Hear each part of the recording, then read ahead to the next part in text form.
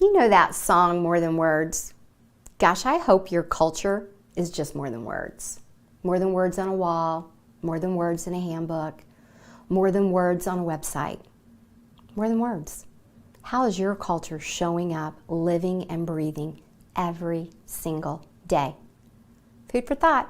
My name's Shirley Smith, and I am your culture curator.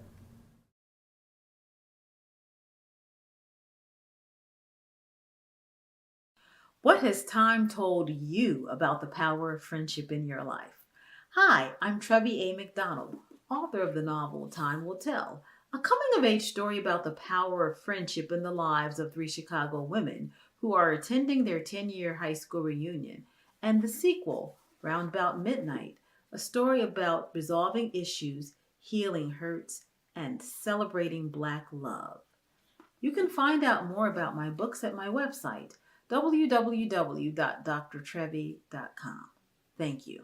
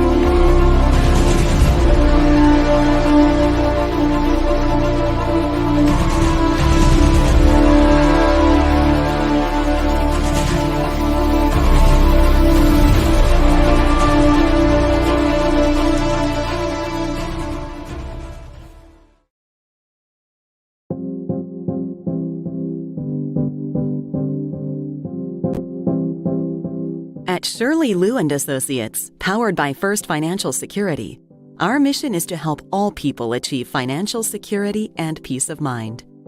My team and I are here to help you reach financial security tomorrow and for generations to come. She is one of the most sincere and compassionate people that I will ever meet in my life. She sincerely wants to build a legacy where no young woman that she meets is left destitute, that they are able to be self-sufficient, to provide for a family in an emergency, to build for their future and for future generations. At Shirley Lou and Associates, we are changing the face of insurance and retirement plans. Our mission is to lead, empower, and grow. We are the home of tax-free retirement. We provide comprehensive planning for businesses, rollovers for retirees, and individual personal financial planning. I'm a very people-oriented person. It's important for me to make sure my clients feel in a safe environment, make sure I feel in a safe environment, that I can trust the people that I'm working with. And I feel that here working with Shirley and my team. These people are more like family to me. Shirley has donated time and resources to the Shelter House, Women of Good Works, Good 360, Women That Soar, local churches, and the LISA Initiative. The LISA Initiative helps inform, educate, and empower women and their families' financial security. We believe entrepreneurship is a possibility for all walks of life. Reach out to us. We would love to have a conversation to see how we can help.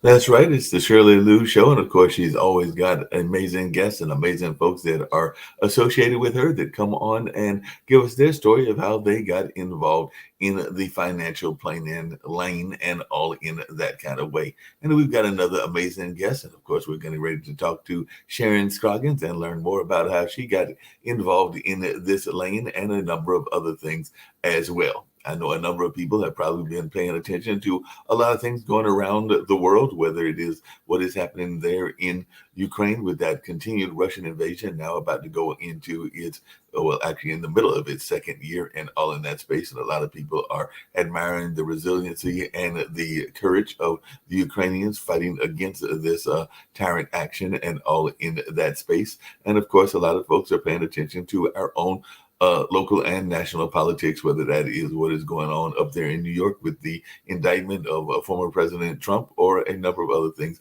that are happening. And of course, a lot of people were paying attention these last couple of days to basketball. Basketball is definitely a very important sport that a lot of people enjoy, and it definitely is one that folks were paying attention to, whether it is the women's game that took place on Sunday night and had LSU being the champion in that space, or whether it was the game on yesterday for the men's side that had Connecticut win. And one of the things when I think of Kansas, I think of basketball. So that is one of the things and one of the reasons that I brought that up, because I know that Sharon is from Kansas, and we do know that Kansas has won a number of those championships. And who knows, she might be a basketball fan and maybe even a fan of Kansas, which has definitely won many championships, as well as given us one of our past coaches, because definitely Roy Williams, who was the coach of UNC for a number of years, came from Kansas. And of course, I'm here in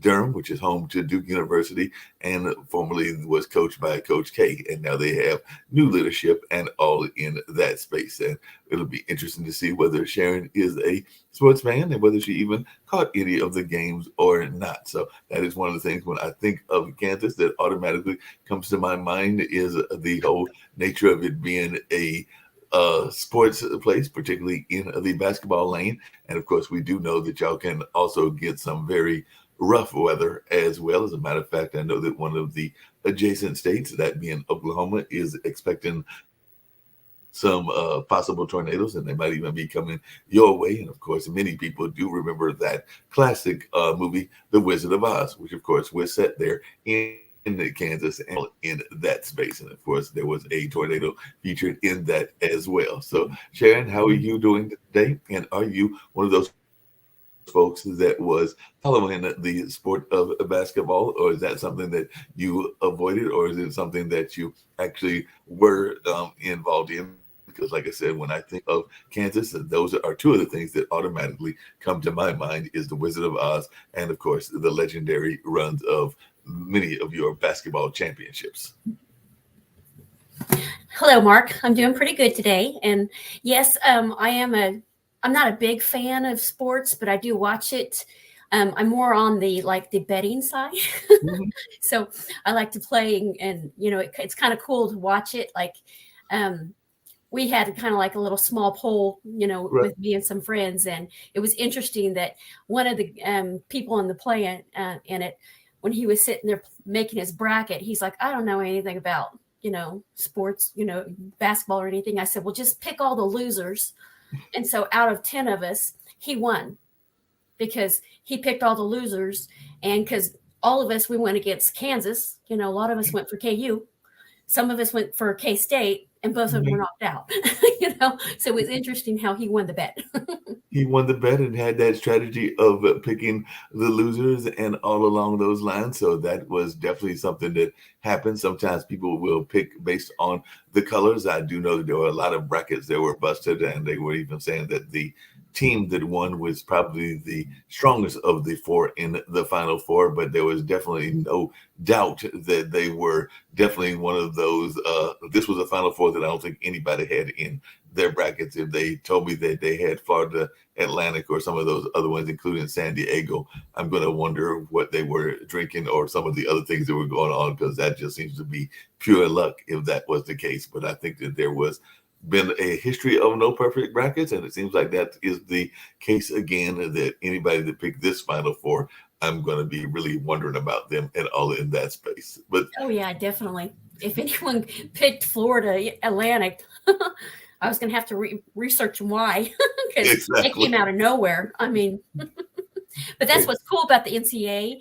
You know, they get together and the administrators pick who are going to win and everything, and it could be all wet, and it turned out to be all wrong. I know. yeah, I mean, because what UK they were like number 5 or 4, they and were number 4, I believe. I think San 4, Diego was and they number 5. won. And then San Diego was way down there on the list. So, I mean, that was pretty good. Yeah, that was a good match. And I know a lot of people were also paying attention to the women's game as well. Of course, there's been all kinds of things on social media about the taunting or not taunting, but I was thinking that both players were taunting during the entire tournament. So there's a lot of back and forth taunting that goes on, whether it's on the men's side or the women's side. So definitely that was a great game. And definitely Miss Clark is a great offensive player, but definitely she came out on the losing end in that last game, but it was still a fun game and definitely a closer game than the men's game. So it was very much of a back and forth battle and definitely was fun to watch. I think I watched more of that than I did the men's game just because of my own work schedule and everything. But it was definitely a fun game to watch. And I don't know if you caught any of the women's game, but the women's game has gotten a lot better. And some people would say that it is more traditional in the sense of playing by the regular rules and everything than even the men's game, which can be very much highlight reel and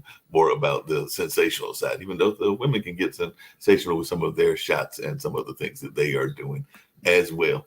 As I was saying, the other thing that comes to my mind when I think of Kansas is, of course, that lovely weather, because that was the theme of The Wizard of Oz. And of course, we all remember both The Wizard of Oz and its remake, The Wiz, and a number of other films that have been Wizard of Oz based. So growing up, was that something that you were aware of, that part of the timeline and part of the lore of Kansas? And also, is that something that you grew up around in the sense of being in the rural part of Kansas and also dealing with some of that weather? And what was that experience like for you? Because like I said, oftentimes when I think of Kansas, Oklahoma, I think of it being a rural part of the country, but also very much a bad weather that goes through there, whether that's those tornadoes or other things that happen in that space. Yes, definitely. We're definitely noted for our tornadoes. And, you know, I'm born and raised here, and I've yet to even witness a tornado in person. I'm the one that's out there standing in the middle of the yard watching, and I've yet to see one. But yeah, we're experiencing quite a bit of wind today. It's probably like 30 or 40 miles. I mean, I've got my window cracked here a little bit in my office, and I can definitely hear it. So, but it's beautiful here. It's like 78 degrees, but the wind is howling, let me tell you. Say the wind is- I've never really been affected much by tornadoes. I do know I'm from like the Wichita area, and our little suburb Andover. It's kind of on the east side. It's been hit a couple of times, and the last time that it was hit, just like about a year and a half ago, I was in San Diego and I missed it. You know, and then when it got hit back in the 90s, you know, I was at my family. I had an aunt and uncle that lived there. And so we heard about it. We lived up in kind of the northern portion of Wichita. And when we were able to, you know, when everything kind of got cut down and everything, we kind of snuck in the back way and kind of had to walk probably a couple miles to get in so we can go check on our family. But, you know, they did really well. They had some roof damage. They were like right next to a trailer park that was totally wiped out, but they were pretty much okay. They had some roof damage and that was it. It was just really strange how, you know, the path of the tornado, you know, so.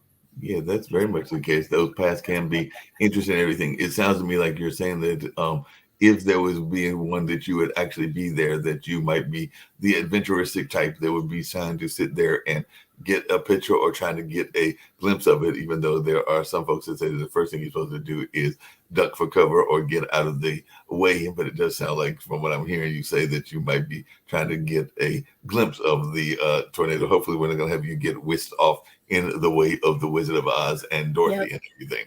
Yep, I'm right there with it. That's why it's like, I hear when I travel other ways, I say I'm from Kansas, and they're like, "Oh my gosh, all those tornadoes!" It's like I've yet to see one. I've never seen one in person, So, but we live out on like the north side of town. I live in a real small town. We're on the north side of town, and so it's all pasture, Right. And so we got a really great glimpse of the sky. So when it does start happening, we can go out there and we can watch it and everything. But I've yet to see one, but I'm out there in the yard looking, so getting rained on. Looking, waiting to see that first one and everything. I know that one of the things that Shirley has been doing is definitely being involved in that insurance and the financial planning space and everything. And I'm imagining that that might have been part of what drew you to her and everything, because I do know that insurance for farmland and insurance for the crops is also an important part of what goes on. So I was wondering, Yes, is it that is. what drew you into the whole financial planning aspect? Because we do know that definitely having grown up in North Carolina, born here in Durham, North Carolina, but grew up many years of my development years in Warren County, which is Warrenton, which is definitely a rural town, and everything that, and my grandparents being farmers on my mom's side, and even having some cousins and uncles, that it is very important to guarantee the crop and also have some insurance on the crop, is also make sure that the people are insured as well. And we do know that part of what you do is retirement insurance. So how in much of that conversation was what drew you into this field? Well, actually, what drew me into the insurance business was COVID. I worked in the aircraft business as a buyer for aircraft parts for about 20 years. And because of the fact that, it's a feast or famine in aircraft, so you're either really doing great, it just kind of rolls with the economy. Well, of course, the COVID, all the stocks went down. They had to, tighten up their belt on the support people. And so I was one of those. And so when I got out, they gave me a really nice retirement package and everything, or, severance package, I should say. Right. And so I took that for gold, and I decided to go find, see what I could do, what else was out there available for me. And when I was checking all the jobs, everything was insurance.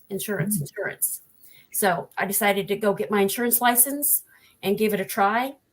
And I've done really well. I've been doing Medicare. But now, just recently, I moved over to be a independent with Medicare.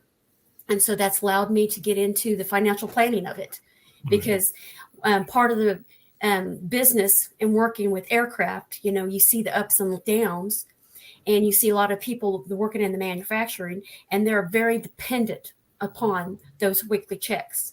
And if they can get overtime, they're going to be making it, and then they're going to be, using their money however they can. But a lot of times, they don't see the downhill come. And then that's when they get into problems, And so once the downhill starts happening, they start laying off.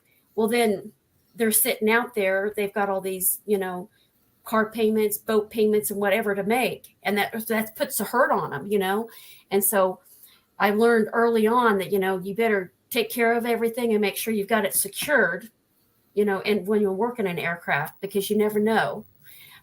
One of my coworkers, in fact, he was always 6 months ahead on every one of his payments on everything he owed, utilities, gas, everything. And that's how he kept it, just to make sure that he was, not going to have to worry about when he got laid off, that he was going to have to, suffer through. And, a lot of people are dependent upon the pensions, and the pensions are good and everything, but it's still not going to get you through, because, with Social Security, they're saying like in the next 10 years or what have you, that, they're worried about it, so they're not going to be able to depend on that, and so by talking to people in Medicare, they're all like, I'm on fixed income for me to save them $20 and $30 a month, and they're excited about it. There's something wrong right there, so learning with the Medicare and, coming from aircraft and with the, concerns about Social Security, that's when I thought I can do something here. If I can, help my fellow employees from aircraft get those 401ks rolled over to, the annuities, to where they're going to be able to gain a heck of a lot more income during the retirement years, that's what I'm all about. Sounds great and everything. A couple of things that you raised that I was curious about. One is what got you before getting into the financial planning into the aircraft industry, because we do know a lot of times buying parts, the only time we even think about the parts is when there is a disaster on the aircraft, and hopefully that doesn't happen too often, but we do know that it happens, and that's when they will investigate what was happening in the construction of the plane. But most of the time we're flying, we're just glad that the plane is construction that is able to move us from point A to point B and everything. So I was wondering, was it part of that love of buildings, well, not so much buildings, but vehicles that got you into the notion of aircraft equipment buying, or what was it that was interesting you to go into that field initially before getting into the space of insurance after the pandemic kind of pushed you into that direction? But what was it about the aircraft industry,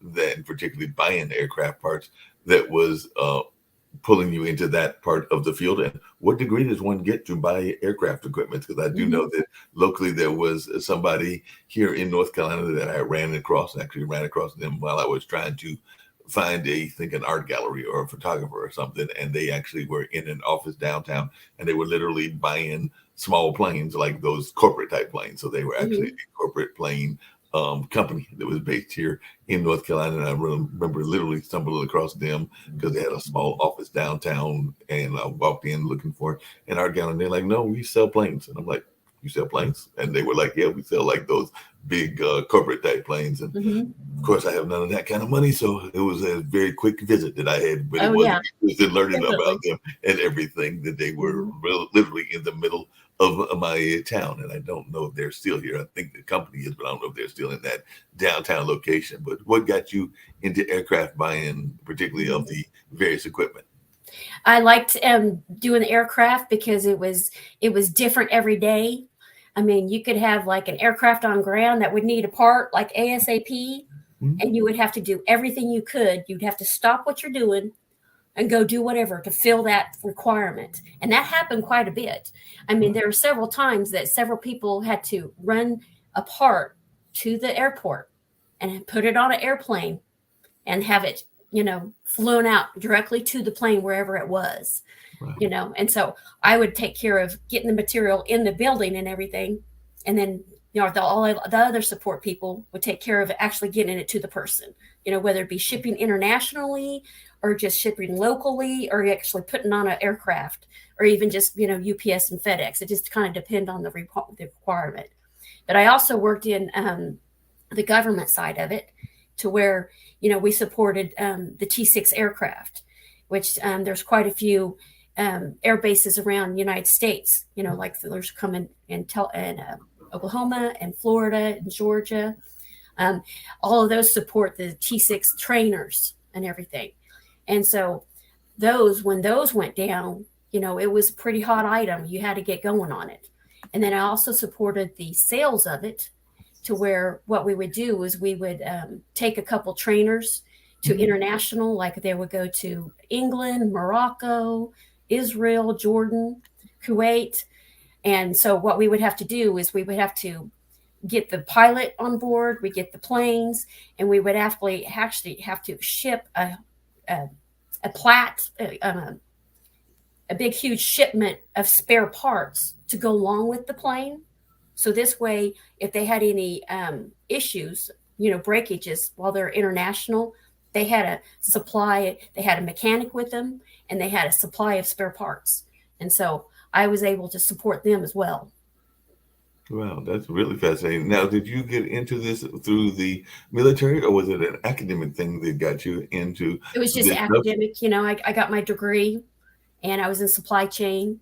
And so that's what got me into the aircraft and everything. So, Wow, that's really fascinating. Now, I know a lot of people have been talking about the new industry that you're in, or the part that you're in now with Shirley, and everything about the concerns. And you mentioned that earlier around retirement planning, and particularly around the future. And you just kind of alluded to it earlier, of Medicaid and Social Security. I do know that one of the founders of Pod TV, who is a pension attorney by trade, and Nick Balveda, oftentimes on a lot of our shows, will talk about the fact that Medicaid may be going insolvent by the year 2030 or something along those lines. And definitely we've heard that from some of our politicians as well. So I just wondered how much of that has been a concern from what you are hearing, and is this something that is part of the planning that you do, is getting people to look at to the future of these programs that have been around for a number of years? Yeah, I've been hearing a lot of rumbling from my peers about, Social Security, and I do know for many years, it's been a concern, and they've increased the, like, for me, I'm gonna have to wait till I'm 67 before I draw, the most amount of my Social Security, and that's discerning because all along I've been waiting until I was 65, but I do hear when I talk to people on the phone daily about Medicare. They are very concerned about that as well.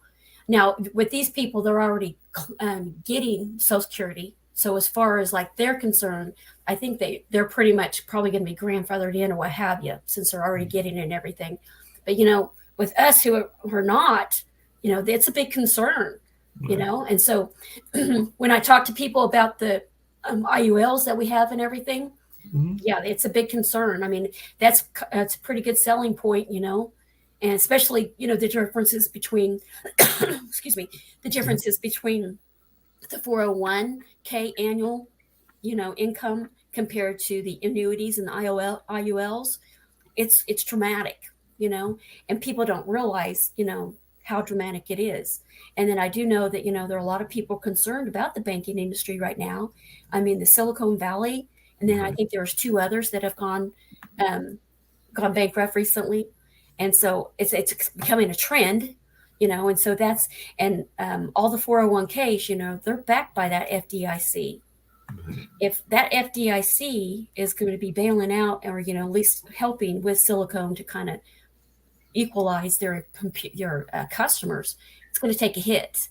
Whereas, the annuities and the IULs, they're not backed by the FDIC, and so it seems like it's more of a stable environment, because when was the last time you heard that an insurance company went bankrupt?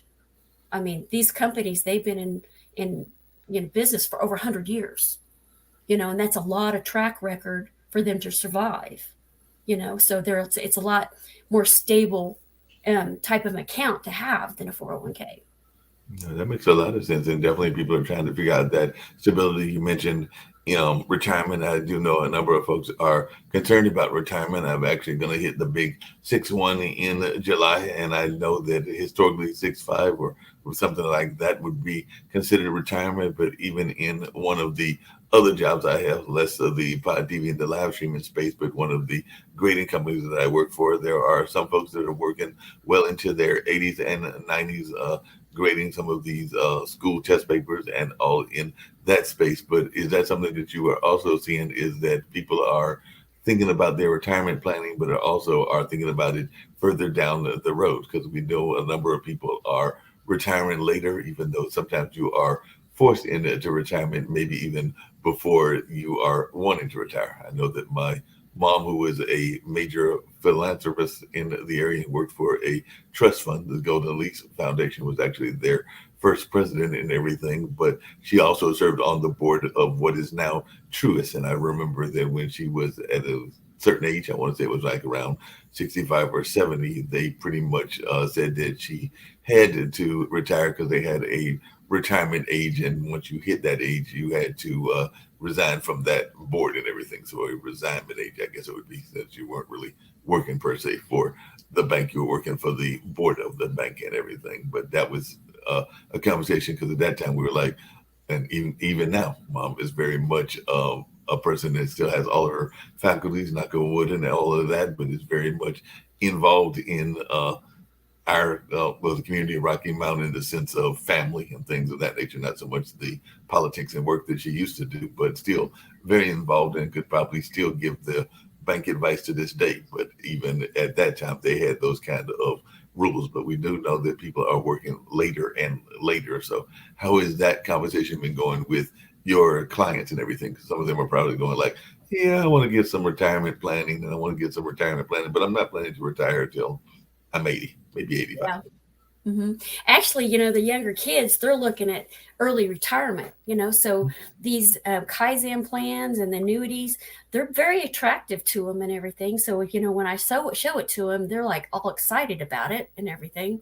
But, on the flip side, my parents, both of them, they had to retire early, probably like in their 50s because of their health, and so that wasn't good. And my in-laws, my mother-in-law, she started getting Parkinson's, and so she had to retire early. My father-in-law, because of the fact that he was getting close and it was getting, the economy was getting there, his health was okay, except for the fact that insurance was a big deal because he worked kind of for a smaller company. And because of the restraints that his wife was putting on all of the health insurance for them, it was better for them to buy him out and retire him early than, just continue to have him on. And so they gave him a really nice severance package to retire him out. And I thought that was really odd. This day and age, insurance, you should be covered. But, with them being a small company, yeah, there was costing a lot of money, and rates were going up and everything. Insurance is just a lot of money. So I know that my husband and I, that's a major concern for us, because we probably got like another 10 years of employment. And, that's our major concern. How are we going to cover our medical coverage until then, And so we're going to have to figure out how to get the annuity to where we're going to be able to afford it. And this late in age, we're not going to be able to do it. We're going to have to work out until we're 65, 67, So Yeah, that makes a lot of sense, and that is a concern that a number of people are having. You mentioned having a relative that had Parkinson's, and I was just wondering how difficult it is for folks that are dealing with those two kind of ailments to get insurance if they are thinking about insurance or things along those lines. As you were talking, I was thinking about relatives that I have that have MS, and some that have even passed of things like Alzheimer's and other diseases that are out there. So is it something that is still able to be obtained, or does these kind of life-threatening and definitely life-altering, because most of them are, what we're talking about, are terminal in one aspect or another and everything. But how difficult is it to get insurance if you're dealing with these kind of ailments? And are there some efforts out there that can help folks that are facing these kind of health issues? yeah, it's hard because insurance is pricey. And then furthermore, they're not supposed to look at their health anymore, but I know that that's a concern, but it's still pricey for them. And it gets to the point where they're going to have to pay the higher cost of insurance just to keep themselves covered until all their assets are depleted. And at that point, they're going to have to go on Medicaid, And so once they determine that they're not able to work anymore, that puts them onto disability. Well, still, they're going to have to be on disability for 24 consecutive months before they're going to be able to get Medicare Part A and B, if they're prior to 65. Right. That's still a long time for someone who is facing a lot of health issues. They're not able to cover it. And so, unfortunately, their assets get depleted fairly quick. Yeah. And then that's when it lands on the state, and it's a shame, because they're like, I either have to go on Medicaid and lose my family home that's been in our family for over 100 years, because I have to, because it's like, I can't handle it, and that's what they do. Medicaid, when they look at your assets and they'll put liens on them. It's really sad. And that's one of the things I was curious about, even with generational wealth, because I do know that whether you're in a rural area or some of the other communities, that is a conversation that a lot of people have been talking about. And I'm thinking that there is a lot of what is considered middle America and everything, and definitely Kansas and Oklahoma are considered that and everything, where people have had farms in their family for a number of years. Sometimes they are bought out by corporate farms, and sometimes they keep that farmland. But I imagine that is part of the retirement conversations that you've been having as well, because I'm imagining that there are quite a few people in Wichita and a number of other cities in that state that are concerned about how they are going to protect the land that has been in their family for a number of decades. So just wondering how those conversations are going and what you are learning from your clients in that space, because I imagine some of them are wanting to pass on that farmland to their kids, and maybe the kids want to go off and do something totally unrelated to farming. I know that I had a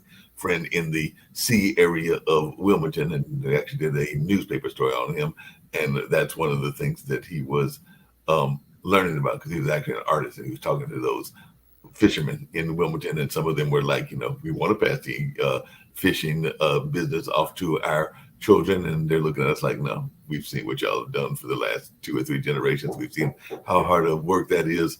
Not really trying to do that. I think I'll go off into computers or something else. But yeah, I've talked to several people that they're in that same position. They've had their land and their home for many years, and it's generational. Mm-hmm. And you're right. Children are not wanting to take on because they've seen it. I mean, it's hard that, children right now, the renting business in downtown Wichita is really booming because the millennium people, they just want to rent places. They don't want to buy. They don't want to get in a mortgage, like what we had back in 2008. Right. They're scared of that. They're not wanting to buy. And so they're happy and content with renting, And so for them to have these nice assets with their, their parents having the home and their land and everything. And it's getting to the point where someone's in the family is going to have to help them to get them over the hump or just sell it, And I do know that around here, with me living in a small town, I'm west Wichita, there's a lot of farmland starting to fill up. I mean, it's filling up really quick. Mm-hmm. There's these new developments, that used to be farmland, and now it's turning into homes, Mm-hmm. I mean, homes they're getting expensive, and I don't know how people are affording them, but they are. But it's booming still, even with the economy being like it is. So. Yep.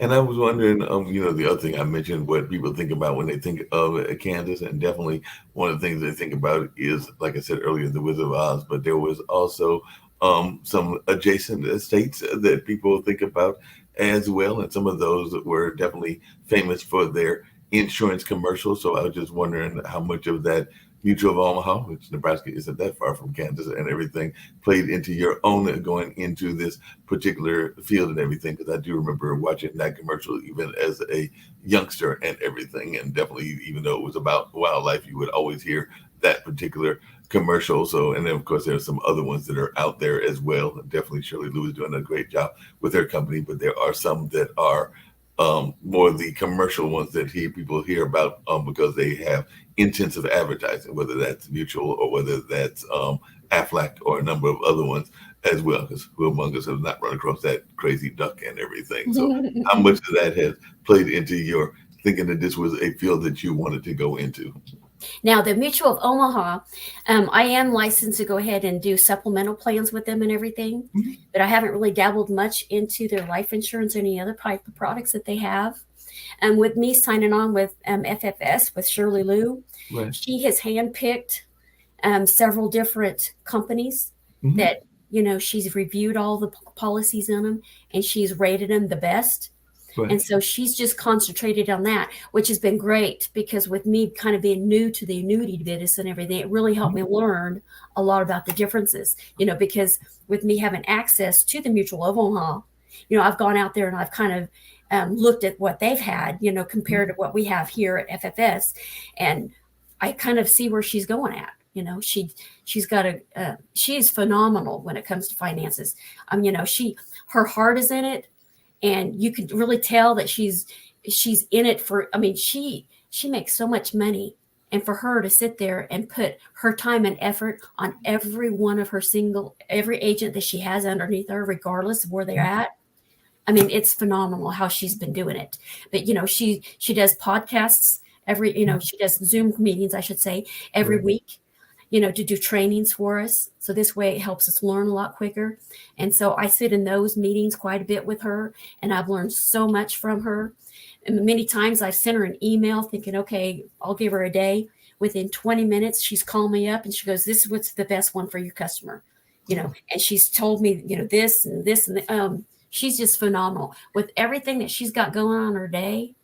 And with her calling me in 20 minutes later about my question, I mean, she's wonderful. But I trust her because, those ones that every week, she'll pick like a certain plan that she likes.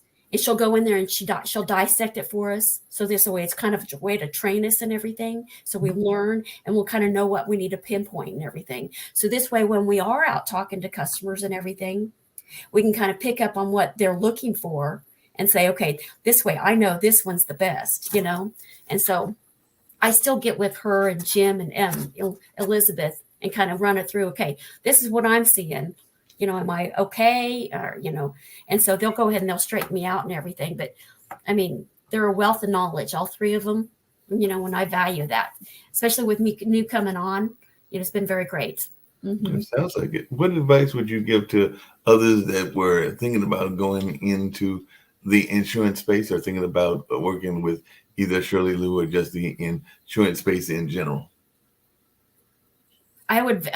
We need a lot of agents because of everything that's going on in the world. They are begging for agents to come in and help us because the more people that know about it, the more people that sell it, they have their own network of people, and the word needs to get out that, the 401ks is not going to be something that is going to get you through your 22 years average retirement. You're going to have something else. And, with the Social Security being like it is, we're all concerned about that. Yes, that's great. You have two avenues, but considering the differences between the 401ks and annuities, I talked to someone last week and they were looking at $8,000 annually on what they have in their 401k, and they still had 15 more years to go. But that's still a long span. They've been in that 401k for a good while, right? I gave them the information about an annuity, and it was going to get them $44,000 annually. Wow. What is something that has surprised you about what you have learned about the insurance business and particularly working in insurance that you were not expecting? And what are some commonalities that you have found between the insurance business and the notion of buying airline parts and airplane parts? Mm-hmm. Well, airline parts, those are for like the wealthy, because the people that I was selling to, they were owners. They weren't the big commercial ones. These were small, 10-seater aircraft, and so we sold to like the military and individuals, and so it's different ball game right there. The customers were there, but now that I'm in insurance, I'm talking to everybody, individuals that don't have a lot of assets going on and everything. And so Shirley was talking about in her book about the differences between the 401ks and the IULs. Well, the 401ks, with them being backed by the bankers, and they're backed by Wall Street, and with the employers having a say on the investments, because what they're going to do is they're going to pull them over to their stock. That's where the most of the gains are going to be. That's what they want to do, to support their business with all the employees' 401ks. Well, there's better business out there because the annuities and the IULs, they go off the S&P. That's got a lot of different diverse types of companies in it and everything. They got tech, they got manufacturers, they got metals, they got every other type of business in there. Whereas, the 401ks, they kind of move them and sway them to where the company is, Well, if you're in the aircraft, there's peaks and valleys. So when you're peaking, you're peaking. But when you're in the valley, you're in the valley, And 401ks, they actually do lose money. Whereas the IULs and the annuities, they don't. They have a floor. If that S&P loses within that year, their account stays the same. If they gain, then they gain, and that's the brand new floor. They start going up again. And, going off of the industry in the last 10 years, S&P has only lost one time.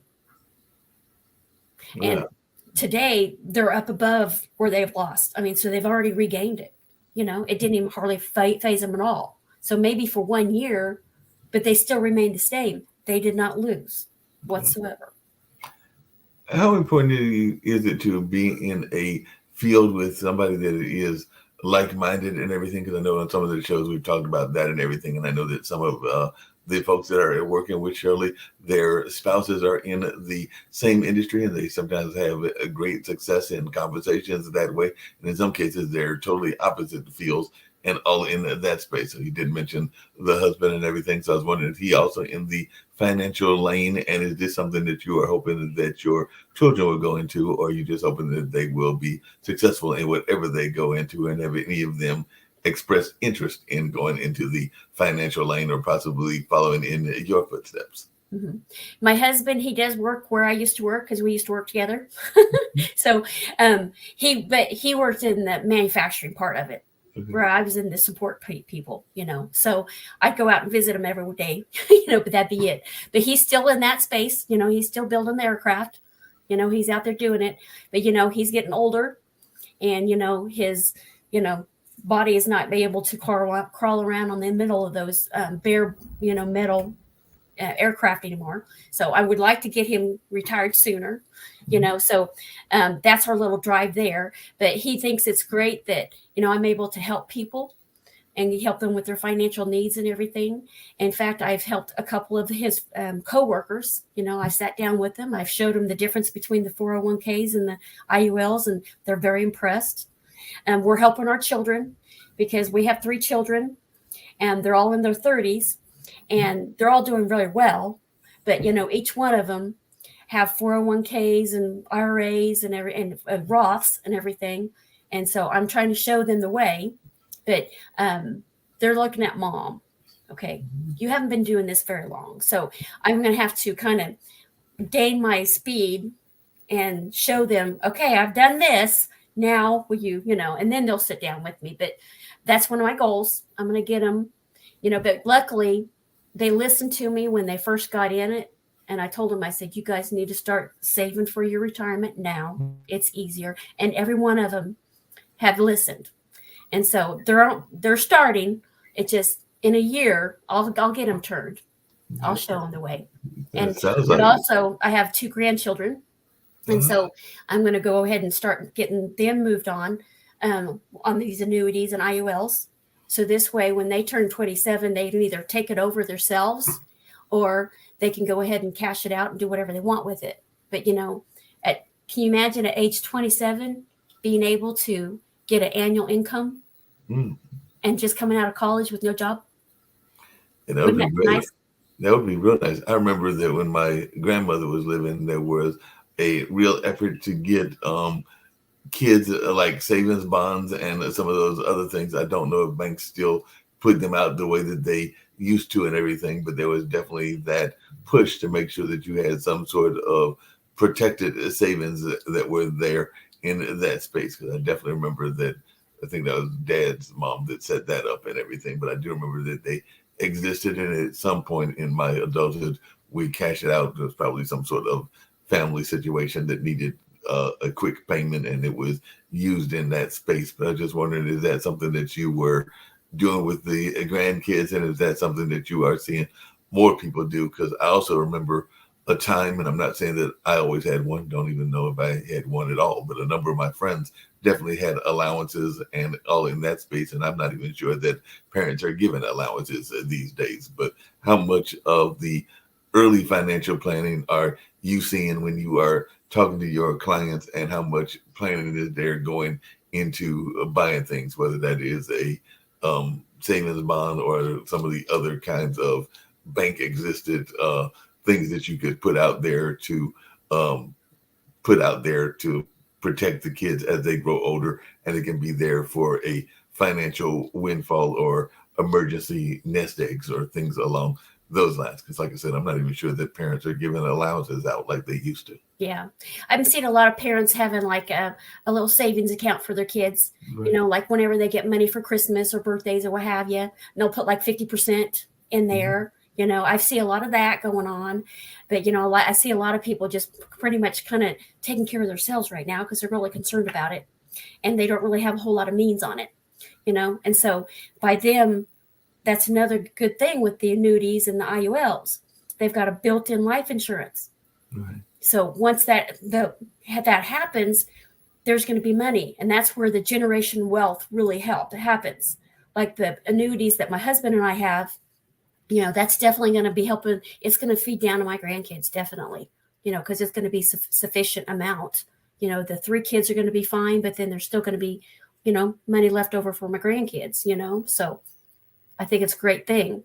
But, as far as like bonds and everything, I know my husband's grandma would always give all of her grandchildren bonds for Christmas and birthdays and such. And so when we got together, it didn't amount to hardly anything. I mean, even though they had matured and everything, you might as well just put them in a savings account, So I didn't see a whole lot of growth there, but, if they take that same amount of money monthly and put it in just like an account, for like an annuity account for their grandchildren, they're going to be so much better off, doing that than just putting in a savings account. It's just the fact that the startup fund would be the issue right there, because I think Gerber will allow you to go at a lower amount. But, some of those other annuities, they make you start at a little bit higher amounts. And I know that's a problem for some people. So.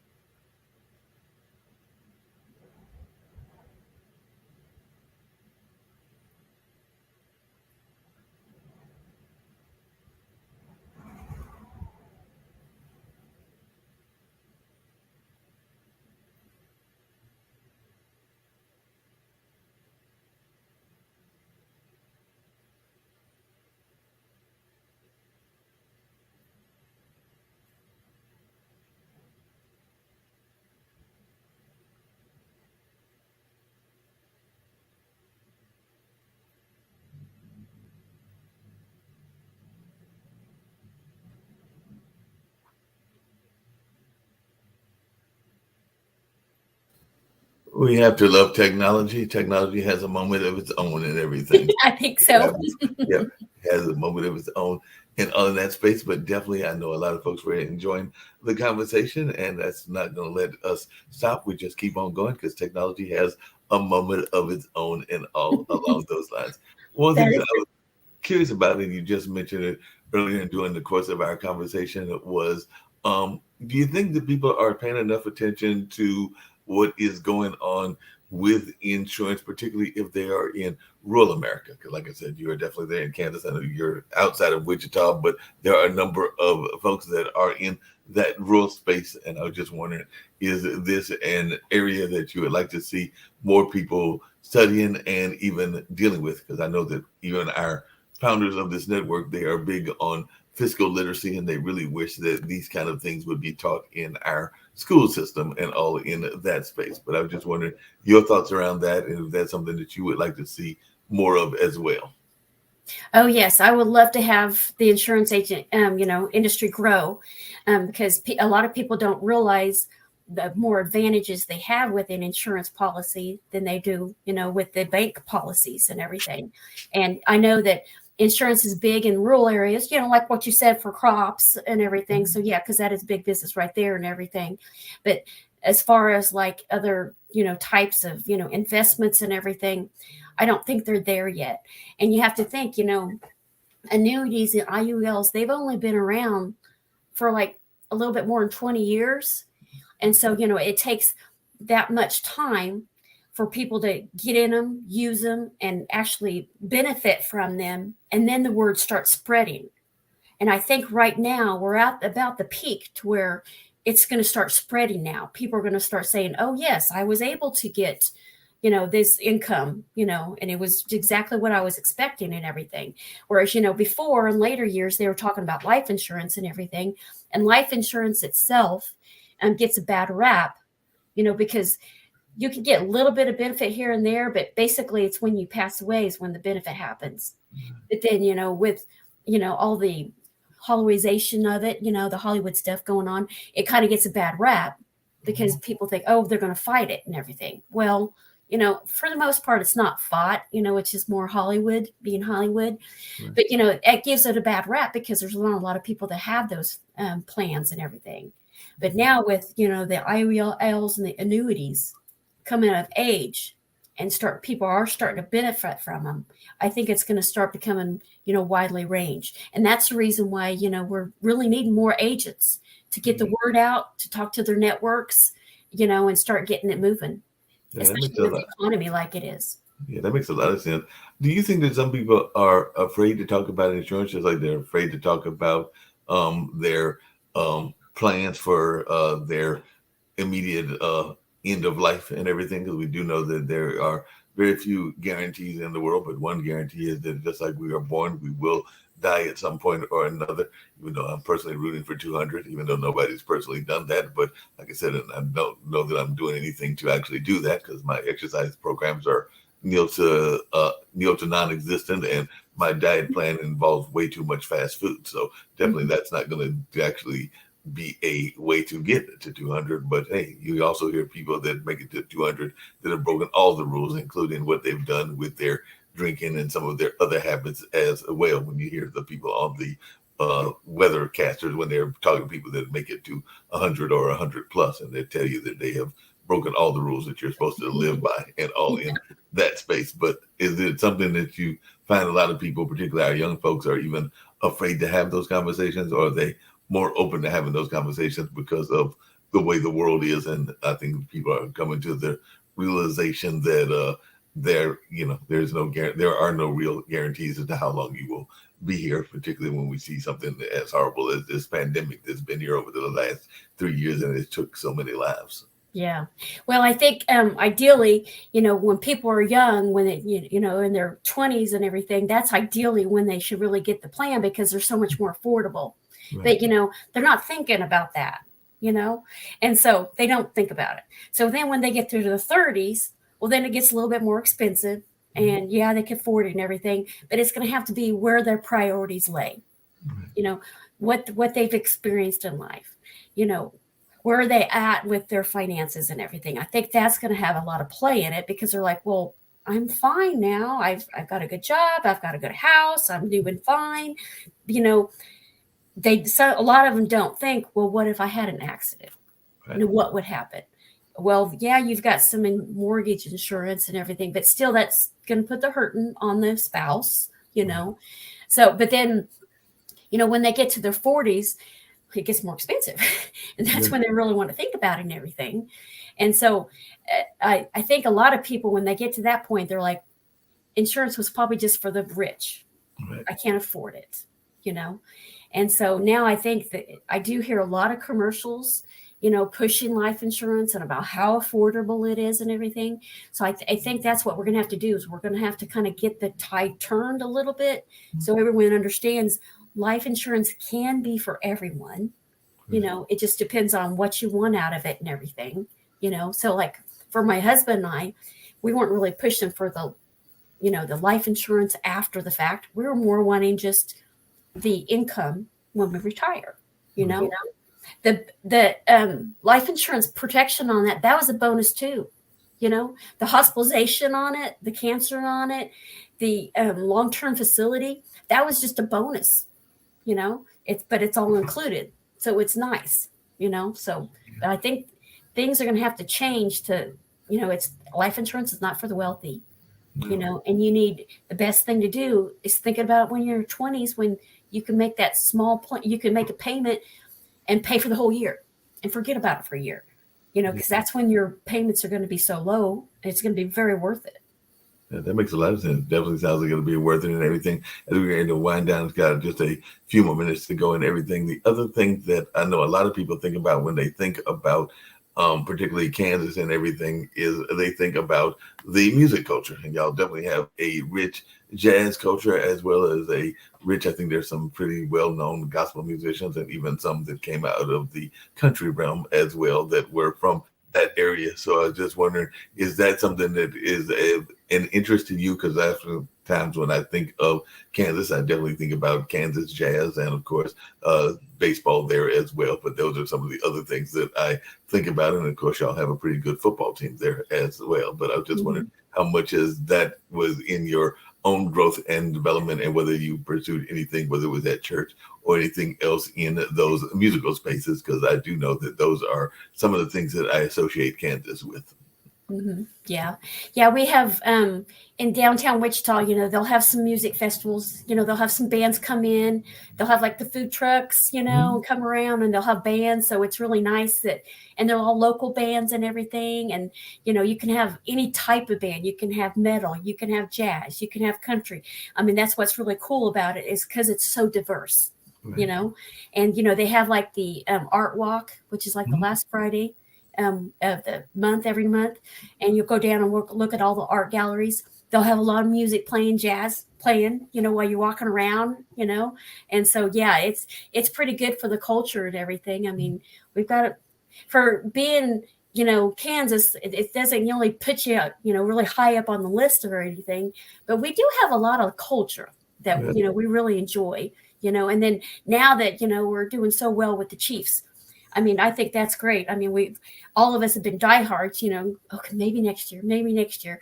And so when, you know, Mr. Mahone came around, I mean, he was our godsend, and he's just been wonderful. I mean, and he is truly, you know, he's very well known and everything, but he's so down to earth and his heart is in the right place. He's just a wonderful guy all around. So it makes it really great, you know, that he's doing fabulous in the team sport, but he's also very wholesome, you know, very family oriented, and he's doing right for the community, you know. So I think that's a very good asset to Kansas. Yeah, definitely. How important is it for, in your mind, for business owners and others to be involved in their community? You just mentioned that about Patrick Mahomes. I know that Shirley is very involved in the Virginia community, and I'm imagining that you are probably involved to some degree in your local community as well. So how important do you think it is for people that are in whatever their entrepreneurial space is to be involved in community engagement, and where do you find your own community engagement? I think everybody really needs to be involved in their community, because, you know, in my little small town, I was on the city council, I ran for mayor, I was in on the issues and everything, and people don't realize everything how much control a city has. Even the town my size, it's pretty small. They have a lot of control, and they can make a lot of decisions on what's going on. I mean, it affects everybody. It affects, you know, their water, their neighbors, the houses that they're building, their rentals. I mean, it affects all the community. And I think it's very important for people to be aware of how much control every town has. I mean, they have a lot of control. And so for the business people to get in there and start getting involved and start helping spread the word about, this is what's going on and this is what's going on, I think it's really important, very important. So that makes sense. When you ran for city council and ran for mayor, what were some of the issues that you were running on and everything? And is there any potential that you might be trying to do that again? I know that and I alluded to her earlier, but my mom actually ran for Secretary of State here in North Carolina, and she ran once, and I think that was enough of the political landscape for her and everything, because there were promises made, promises unkept, and definitely some other things that she saw that probably kept her from wanting to run again, even though she served on some various boards. But yeah, that was her one attempt at running for political office. And we have sometimes joke with her if she's going to run again, and she gives us that kind of like snide look, like, no, I don't think that's going to be happening. But just wondering what some of the key issues were and whether you will be possibly running again. I'm pretty busy on what I'm doing right now with my insurance. I'm building and everything, and I'm talking to a lot of people. So I don't see me getting back into it and everything. But the issues were that, they were spending a lot of money on, certain areas of town that really didn't need it, So that's what I was getting into. And then I didn't feel like they were I didn't think they were handling the money correctly. From being, I had accounting background and I have a buying background and everything. I felt like there was a little bit too much nepotism going on and everything. And so I felt like they needed to look at the cost and the quality, not just supporting, their friends, and then building up in an area where I didn't really think it needed to be built up any higher than it was, because we are a small community, but we can pull in resources from other small communities, and so we didn't have to be the biggest and best in that area. And that's what they were trying to do. They were trying to be the biggest, the best, and in the area. And it was like, that costs a lot of money. And for a size of this town, it was all it was doing. It was just increasing our taxes. And, we moved to the small town because the big towns, their taxes were sky high, because they had to support all these schools and everything else going on. The smaller towns, they're just taking care of their needs as well. We have a school system. We share with other, there's like 4 other little small towns that we share with. And so that was nice. They have a lot of resources. And so they're doing fine, And so we didn't really have to be spending a lot of money on our taxes, just to support special interest of just a few people in town. Yeah, that makes a lot of sense. And here in Durham, we've actually been having some interest in politics, because we've had one city council person that has been accused of working with having city workers work on their campaign, and also maybe giving some certain promises to certain developers. So I think they're in the process of being censured and everything. And then with the whole back and forth, because, a lot of times city councils are divided, sometimes along party lines, sometimes across different other lines, different camps that exist, because I don't think that this was around party lines. It was probably just the different camps, because I won't say that everybody that I'm referring to is under the Democratic ticket, but they were even some possible fisticuffs that were shared as well. So our mayor recently had a conversation that said that they needed to calm down and work toward the betterment of the city, and not maybe have these kind of like very intense arguments. And it was actually a woman politician that was involved and accused of having some of the fisticuffs going on and everything. So it'll be interesting to see what consequences happens with that, and if that even gets some national play. But it definitely was all over the local and I think some of the state news and everything. So definitely sometimes folks get too caught up in their political desires or whatever those are. And I don't know how it is in Kansas, but one of the things we've seen over here is a lot of people are impacted by the political action committees. And there are a number of those kind of groups that are always giving out the endorsements. And I'm sure that even when you ran, you had to maybe get the endorsement from the Sierra Club or some of these other endorsement groups, whether that was the Democratic women or the Republican women or whatever the various groups were. But I sometimes think that we get too caught up with those groups, and I sometimes think people do too much blind voting. But I don't know if that's your thoughts, but I think that people get a nice little endorsement sheet and they vote according to what the endorsement sheet tells them to vote to. That's true. And they have to have the backing and everything. Yep. But you know that happens everywhere in government. People don't realize it. I think it's coming to more awareness of people, Right. but it's always happened, and it's just one of those things. You can't get around it, So Definitely can't get around it. What's one of the things that, and like I said, maybe one or two more questions, but what is one of the things that has surprised you about growing up there in Kansas that might surprise others? Because we are a global community, and I've mentioned some of the things that people think about when they think of Kansas. Definitely the Wizard of Oz, definitely some of the sports teams, definitely some of the other things that I have mentioned during the course, including the music and everything. But if somebody is listening to us and maybe they're from India or Australia, what is something about Kansas, and particularly your area of Kansas, that they might find surprising and that they might enjoy should they come to your part of the world to visit? Well, each one of our little cities around us, they have their own little niche, and they're noted for it. But I think there's a lot of diversity in Kansas, and I don't think people realize it. We have a mixture. We have a lot of Hispanic. We have a lot of Asians. We have a lot of African American. We have, I think that's what really makes us great.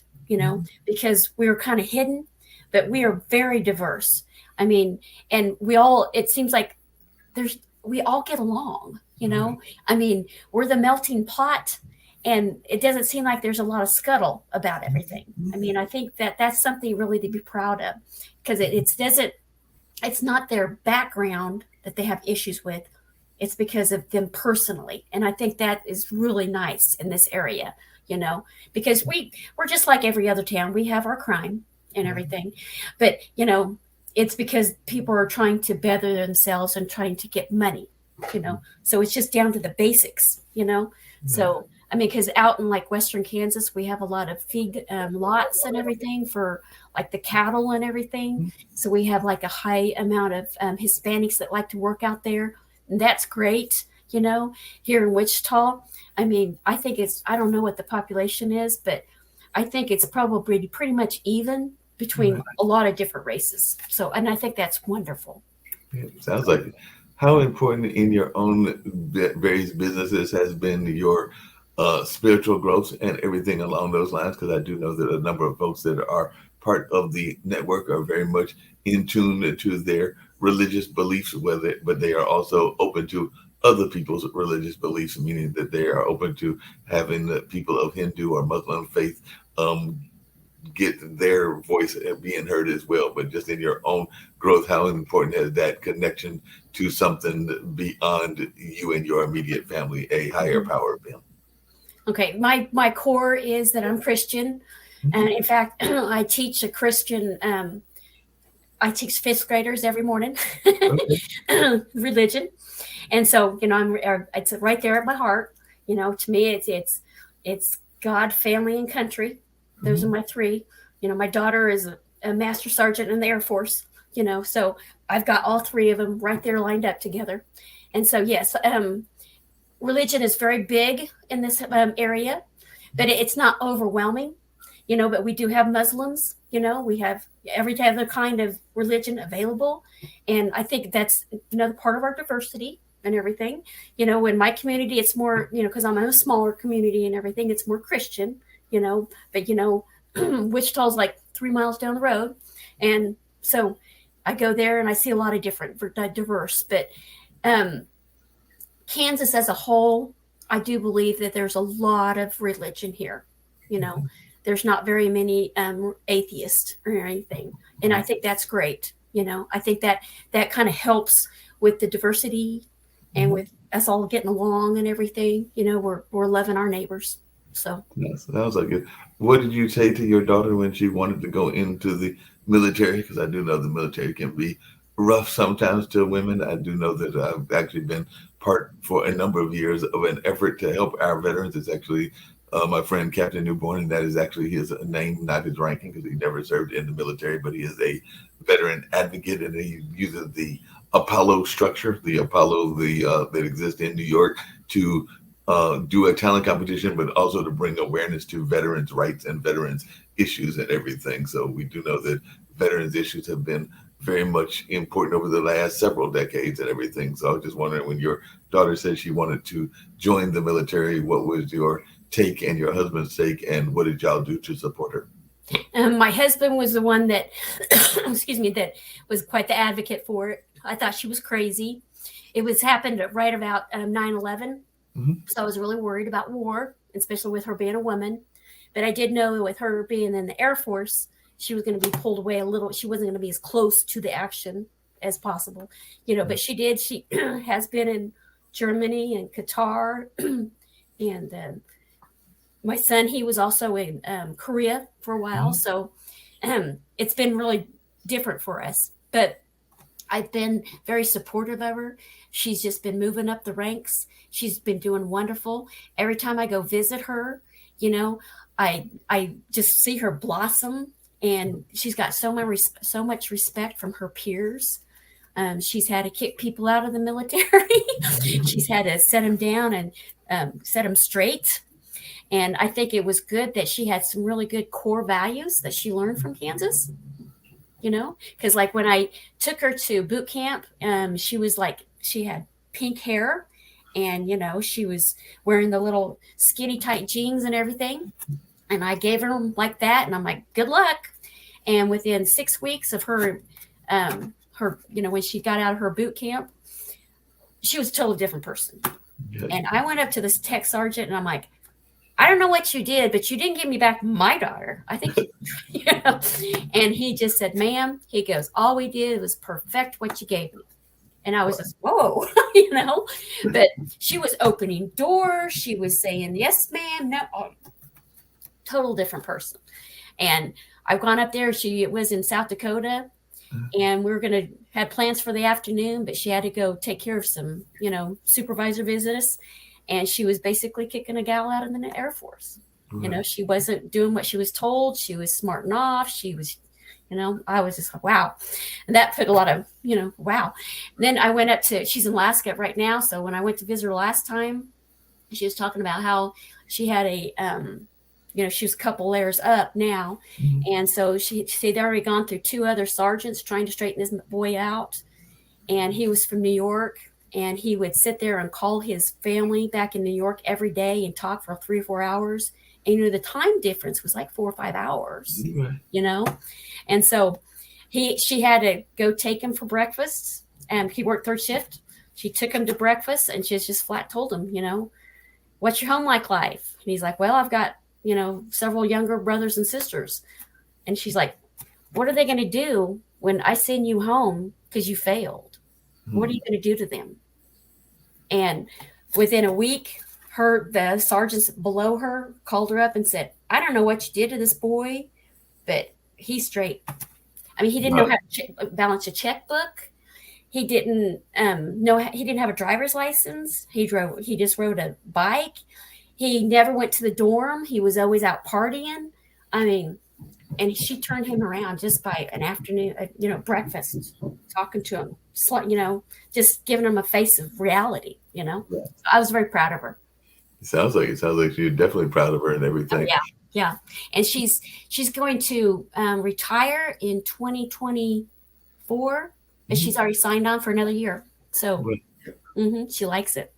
She likes the military and definitely is enjoying it. I know that I've got cousins that have definitely been in the military. One of them actually made it up to the rank of a lieutenant colonel and was actually working to make either further in the officer camp and everything. But I think that they are given a certain amount of times that they are allowed to go for the promotion. And if they don't get the promotion, then they are given out to the civilian world. So both he and his wife are now out in the whole notion of civilian work, and they're actually doing quite well in the civilian work from that knowledge that they got from the military. So definitely looks great on the resume. And she's working on her master's right now. And so her husband's still in the military, and he's like about 5 or 6 years behind him. And so he wants to retire. And so her goal is just to move over to be a civilian job at a base, wherever he gets located. And she could do it because she's got QA and she's got supply chain, and she's got all that management material. So she's going to do well, which, and even just not even getting her master's, she's still going to do well. She's still got her bachelor's underneath her. So yeah, no doubt about it. And see, you thought that we would not be able to have an hour or an hour and a half conversation. You're much more interested than you were giving yourself credit for, and all in that space. So, like I said, we've definitely come to the end. And one of the things I get everybody to do at the end of the show is, as you've seen from the other past shows, is to tell folks how you can be reached in social media, and definitely with Shirley Lou and all in that space, as well as any message that you want to give to our listening audience. And there is a global listening audience, because one of the things that I try to do, is kind of one of my own personal missions, is have people express a message of positivity and hope that they would like to share for our global community and all that are watching and all in that space. So hope you enjoyed the conversation. I've thoroughly enjoyed I it. did. Thank you very much. Glimpse and everything, but definitely, like I said, you had much more to say than you thought you had to say. So definitely, it was a greater conversation than what you were expecting. But we just try to bring out the positivity and the amazing things that you folks that are working with Shirley Lou are doing, and some of your own stories and narratives and all in that space. So if you can tell folks how they can reach you, and also any message of positivity and hope that you would like to share, and then I'll play the shorter Shirley Lou commercial and maybe one or two other commercials as we get out the door. But definitely, I hope you've enjoyed it, and hopefully we'll have you come back. I know that Nathan and a couple of others have made multiple trips, so hopefully you'll get another chance to return in the not too distant future. Okay. Okay. Well, I can be reached at Sharon Scroggins at ffsmail.com. I would highly advise anyone who is selling insurance to hook up with Shirley Lou. She's got a great training program. We need agents. There's a lot of, with us at the peak, of annuities and IULs, there's a lot of 401ks out there that need to be rolled over, and we need help. So I would highly advise you to go ahead and hook up with Shirley. She's phenomenal. For her being, the top 50 of the Forbes of the women in financials over 50, that is wonderful. And for her to take the special time to work with each one of her agents, regardless, that speaks mounds. She does a fabulous job, and you will definitely do well if you hook up with Shirley. She's wonderful. I can't speak highly enough of her. But contact me if you want to roll over your 401k. I'll definitely help you with it. And I'll make you a heck of a lot more money in your retirement than what you currently have. Sounds great. If you have any message of positivity and hope that you want to give to our global community, I'm sure folks would love to hear that as well. Well, just keep God, country, and family the way I look at it. You got to support every bit of it. We got a great country, and there's a lot of opportunities for everybody, regardless of who you are. All you have to do is put some elbow grease in it and keep talking to people and turning over every one of those rocks. You'll find something. I'm ashamed that it took me this long to get to insurance, because I have really grown, and I really truly enjoy insurance. I wish I would have done it a heck of a lot longer ago, but when in this community, aircraft is the best, paying job, but I get so much more satisfaction out of insurance. I love to help people. So, yeah. And I can tell that you were helping people, whether you were working in the insurance field or now with Shirley Lou, but you definitely seem to have very much of a helping kind of spirit, and definitely what people would call a service type leader, and all in that space. So definitely I can tell that you are an amazing person, and hopefully I will get a chance to meet you, just like I'm hoping to meet Shirley at some point in person and all in that way, and definitely hope to see you back on one of these shows in the not too distant future. But right now we're going to get on out of here, and like I said, I've thoroughly enjoyed the conversation, and hope you have as well. But we're going to hear from Shirley Lou and some of the other folks that are sponsors of this particular network and everything. So definitely a great conversation, and look forward to seeing you in the not too distant future. All right. Thank you so much. I appreciate the opportunity. No problem. You take care. Do the same. At Shirley, Lou and Associates, powered by First Financial Security, our mission is to help all people achieve financial security and peace of mind. My team and I are here to help you reach financial security tomorrow and for generations to come. She is one of the most sincere and compassionate people that I will ever meet in my life. She sincerely wants to build a legacy where no young woman that she meets is left destitute, that they are able to be self-sufficient, to provide for a family in an emergency, to build for their future and for our future generations. At Shirley, Lou and Associates, we are changing the face of insurance and retirement plans. Our mission is to lead, empower, and grow. We are the home of tax-free retirement. We provide comprehensive planning for businesses, rollovers for retirees, and individual personal financial planning. I'm a very people-oriented person. It's important for me to make sure my clients feel in a safe environment, make sure I feel in a safe environment, that I can trust the people that I'm working with. And I feel that here working with Shirley and my team. These people are more like family to me. We believe entrepreneurship is a possibility for all walks of life. Reach out to us. We would love to have a conversation to see how we can help. The only trick you need to save time and money is to shop at Aldi. Aldi. Shop differently. Limitless length plus volume. Sensational from every angle. New Lash Sensational Sky High Mascara. Only from Maybelline, New York. Everything that touches your baby should be this comforting. Pampers Swaddlers. The #1 choice of hospitals is 2 times softer. All right, Trivago. Find me a hotel somewhere in Thailand where I can wake up with a view of the ocean. Awesome. The future. It's impossible to see. And when it's finally here, it might not be what you'd expect. It might just be better. Introducing Luxury Electric. Introducing Lucid Air. We're for those who love to discover, who don't need to travel to find something new, and who know when you spend less, you can discover even more at TJ Maxx and Marshalls. Smooth, velvety chocolate wrapped in precious gold. Ferrero Rocher. You know how people love to enjoy food and don't understand how to flavor their food or how to replicate a meal? They're interested in supplements but don't know where to begin? Well, what I do is I take the guesswork out of enjoying flavor and wellness with my flavorful spice blends so that they can create delicious meals with healing benefits. Can Do Spice was created to help cooks at any level enjoy healing through food. Every spice blend was designed to give added health benefits of natural herbs. Every blend is complete. There's no need to add any additional spice for a delicious meal. Saving you time and money while adding supplements to your meals can be both tasty and fun. My earliest memories in the kitchen began with my father, Kenny Can Do Bond, so it was fitting that I would name this line after him. I have always looked to natural remedies to supplement the body, and I found myself hiding herbs and minerals in foods for my family. That's when it hit me. Everyone needs Can Do Spice. Everyone should be having this.